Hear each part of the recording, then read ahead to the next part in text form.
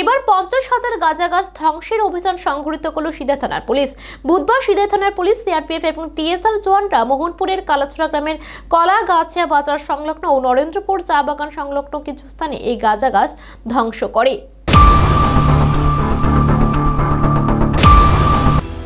গাঁজা বিরোধী অভিযান জারি রয়েছে সিদাই থানার পুলিশের। মঙ্গলবারের মতো বুধবারও সিদাই থানার পুলিশ গাঁজা গাছ ধ্বংসের অভিযানে নামে। এই অভিযানে পুলিশকে সহযোগিতার হাত বাড়িয়ে দেয় সিআরপিএফ এর 124 নম্বর ব্যাটালিয়ন এবং টিএসআর এর 2 ও 9 নম্বর বাহিনীর জওয়ানরা। এদিন গোপন সংবাদের ভিত্তিতে পুলিশ মোহনপুরের কালাছড়া গ্রামের কলাগাছিয়া বাজার সংলগ্ন কিছু এলাকা এবং নরেন্দ্রপুর চা বাগান সংলগ্ন বেশ কিছু স্থানে এই অভিযান সংঘটিত করে।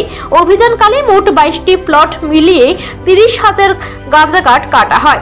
সংশ্লিষ্ট এলাকায় মোট 50,000 গাঁজা গাছ রয়েছে। সবগুলি গাঁজা গাছই ধ্বংস করা হবে বলে জানান এই অভিযানের নেতৃত্ব তথা সিদাই থানার পুলিশ আধিকারিক রথীন্দ্র দেববর্মা। তিনি জানান, এই অভিযানে কোনো রূপ বাধার সম্মুখীন তারা হননি।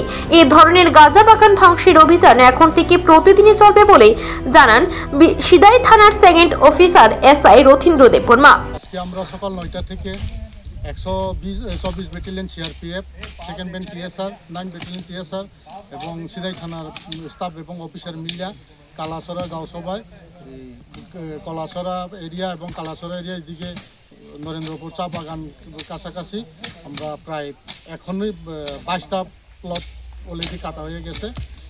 22টা প্লটে 30,000 কাটিয়ে লেছি। আরও আমরা 20,000 কাটার টার্গেট আছে, 50,000 কাটার টার্গেটে আছে। মানে মোট 50,000 গাছ কাটার আজকে আপনারা টার্গেট নিয়েছেন।